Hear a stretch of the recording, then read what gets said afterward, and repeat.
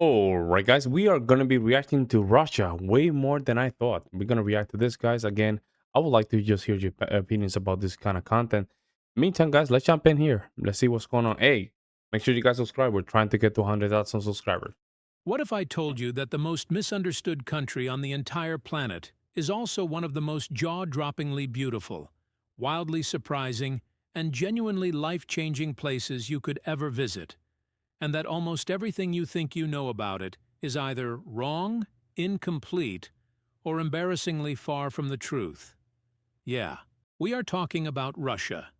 The country your news channel turns into a villain every single night is the same country where the metro stations look like underground palaces, where the food will make you question every meal you have ever paid good money for, and where the women are so extraordinarily beautiful and so intellectually formidable that first-time visitors spend their first 3 days walking around Moscow in a state of complete Wow, and total disbelief.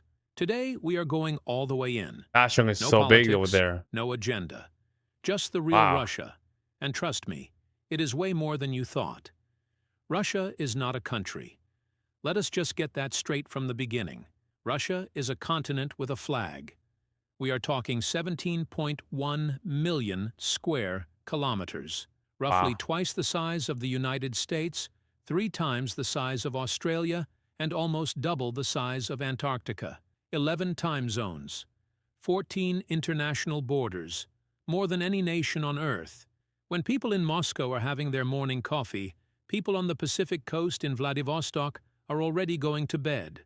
The sheer scale of this place breaks every mental framework you have for what a country is supposed to be. And here is the thing. Most people never get past the stereotype to even begin understanding what is actually inside all that space. Today we fix that. Let us go. So let us start where most visitors start. And where most visitors get their first reality check within approximately 45 minutes of arriving. Moscow. You step off the plane expecting gray, expecting cold, expecting that vaguely Soviet atmosphere you have absorbed from decades of That's movies and crazy. news segments.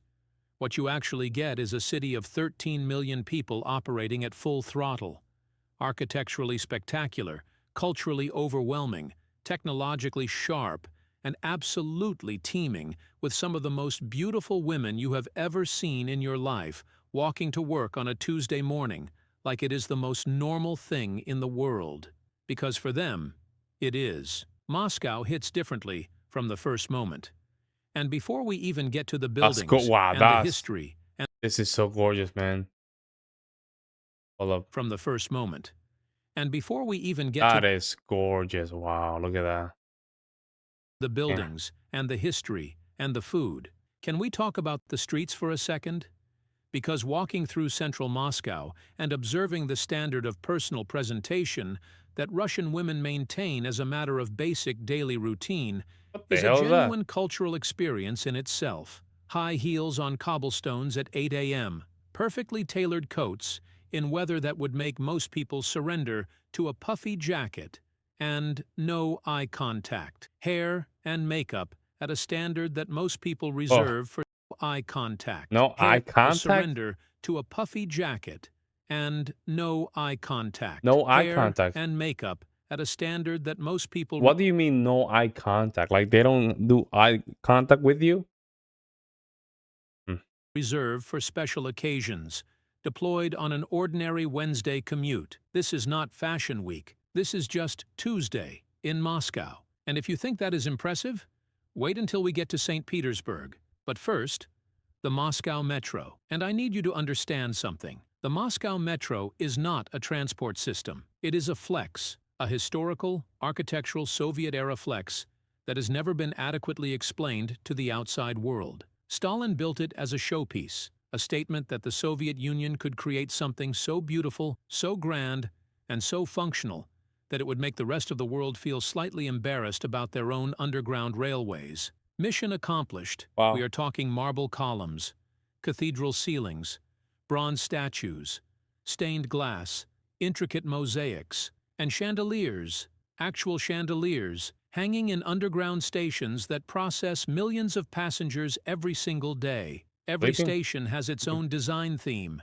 You are not commuting. You are moving through a series of underground palaces at 90-second intervals. London's Tube is looking at the Moscow metro the way a student looks at a PhD dissertation. Trains every 90 seconds. Covers the entire city. Runs with a precision that makes Swiss watchmakers nervous. The Moscow metro alone is worth the flight. Everything else is a bonus. And speaking of things that make you feel slightly underprepared for what you are looking at, Red Square is next. And yes, you have seen it in photographs approximately 10,000 times. You think you know what it looks like. You do not know what it looks like. St. Basil's Cathedral, those extraordinary multicolored onion domes that look like they were designed by someone who had never been told the word restraint, is one of those buildings that photographs have been consistently and dramatically underselling for 5 centuries. The colors are more vivid in person.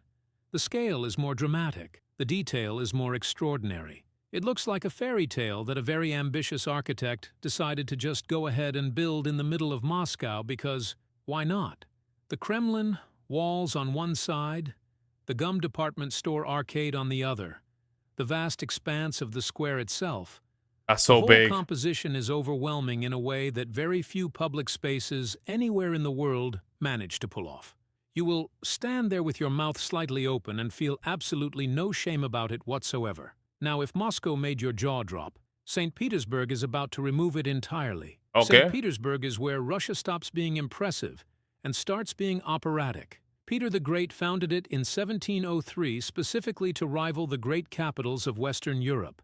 And 300 years later, the argument he built is still winning. But The you know what's entire the difference between St. Petersburg and Moscow is that St. Petersburg looks more liberal. historic center is a UNESCO Ah, World Heritage Site. Walking through it feels less like see? visiting a city and more like moving through the world's largest open-air museum of European Baroque and Wow. neoclassical architecture.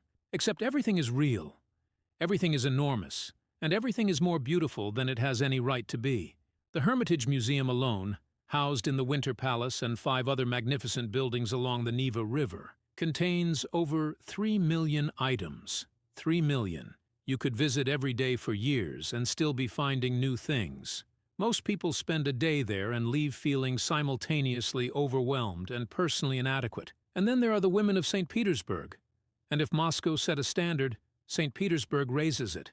There is something about this city, the extraordinary cultural heritage, the deep connection to literature and music and ballet, the quality of the northern light, that seems to produce a type of feminine elegance and beauty that genuinely has no equivalent anywhere else on Earth. Women here read Dostoevsky on the metro between stops. Mm, They discuss contemporary cinema and art history over coffee the way other people really? Really?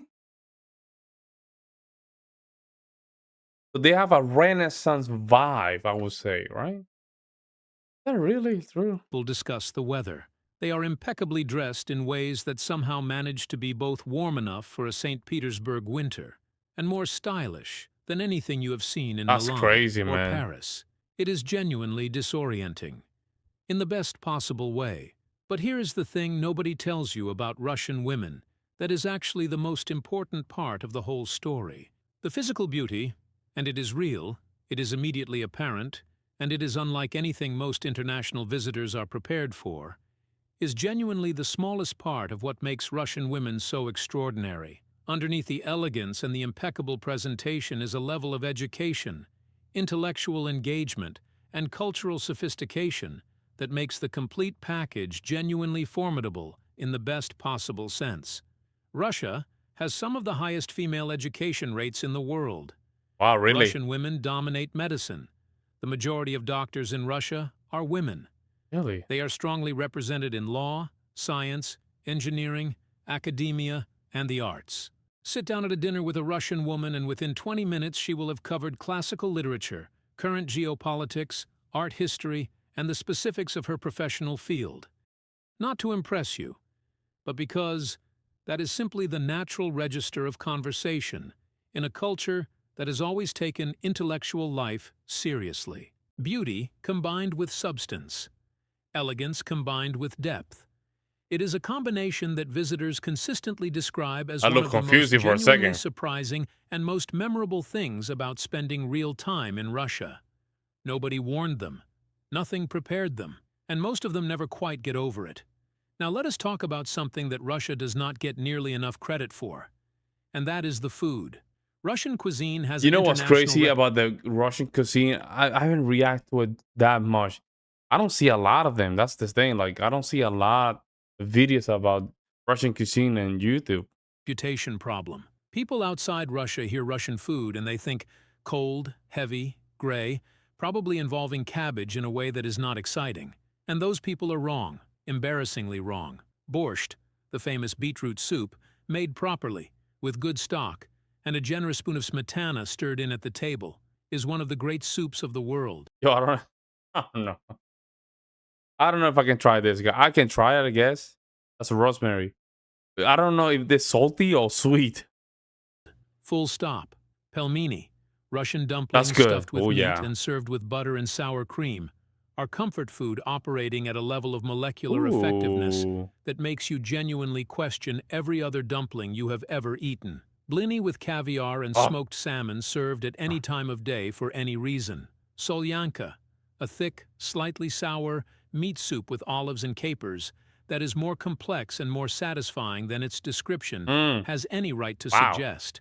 Oh, Dark that looks rye good. bread with butter and cold cuts that become something you find yourself genuinely craving weeks after you leave. Wow. Russian food is built for the climate. Hearty, warming, deeply satisfying. And the version of it that exists in And the kachuris. They're always doing kachuris.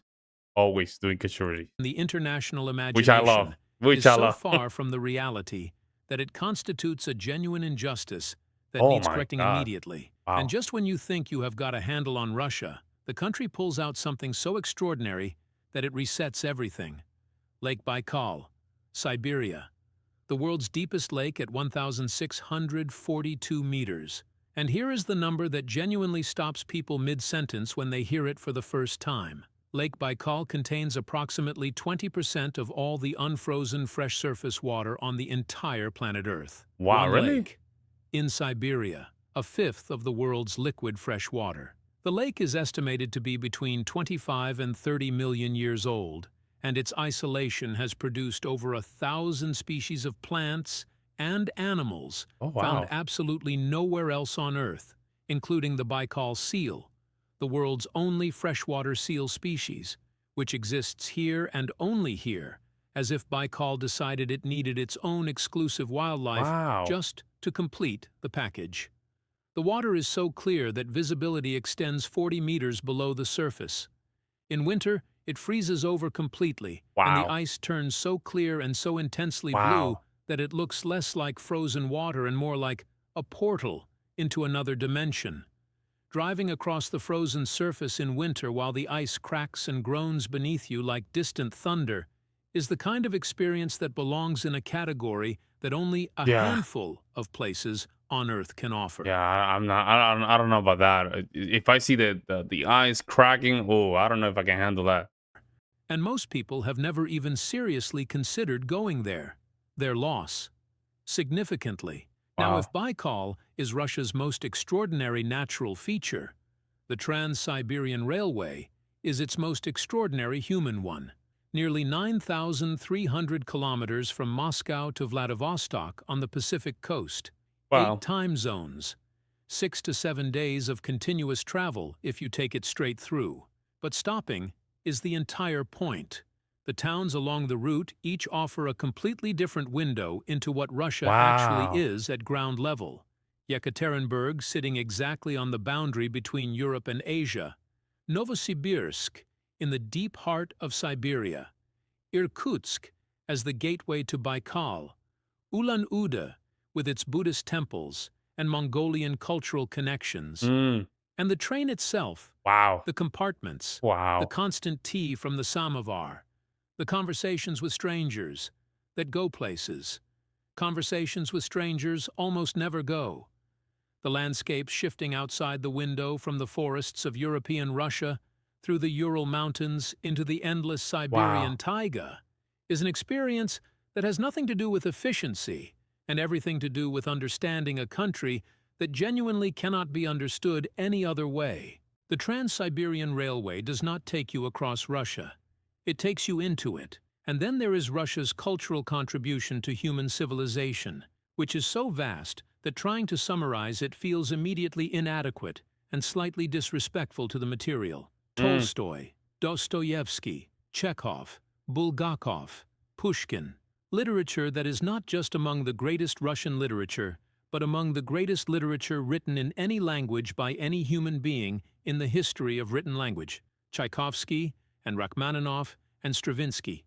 Music that has defined the classical repertoire for 150 years and counting. Russian ballet. Not a style of ballet, not a tradition of ballet. The standard against which all ballet everywhere is measured. The Bolshoi and the Mariinsky performing to sold-out houses year-round at a level of technical and artistic excellence that remains the global benchmark for the art form. This is a country that does not treat culture as entertainment or as industry. It treats culture as a fundamental expression of what it means to be human.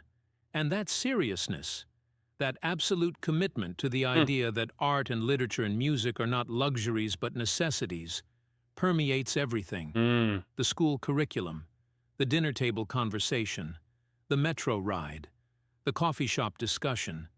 Culture in Russia is not something you go to see. It is something you live inside. So here is where we land. Russia is more than you thought. Way more. More beautiful. More complicated. More warm beneath the surface. More vast. More cultured. More surprising at every single turn. The metro will make your subway feel like an apology. The architecture will stop you on the street with no warning. The food will fix your assumptions plate by plate. The women will redefine your understanding of what beauty combined with genuine substance actually looks like in practice. And the people, once the initial reserve that gets so badly misread by the outside world is past, will welcome you with a completeness and a sincerity that you will carry with you long after you have gone home. Russia is not the country your television made it. It never was. It is something else entirely. Something bigger. Something warmer. Something more extraordinary than the version of it that exists in the global imagination.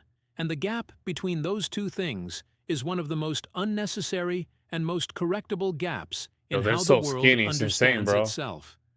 Now you know a little more of what is actually on the other side of that gap. If this changed how you see Russia even slightly, smash that like button because this channel is built for exactly this kind of... They're very skinny. Oh, I mean, I don't even know how they keep themselves skinny. Like, Jesus Christ. Yeah, Russia is a beautiful country, man. Russia is a beautiful country. Yeah. Belarus, all that region, Belarus, Russia, even Ukraine. They're beautiful. That's a beautiful area. Russia in itself, man, is insane. Insane. Let me know what you guys think in the comment section below, guys. Would love to hear your guys' opinions. I'll see you in the next one.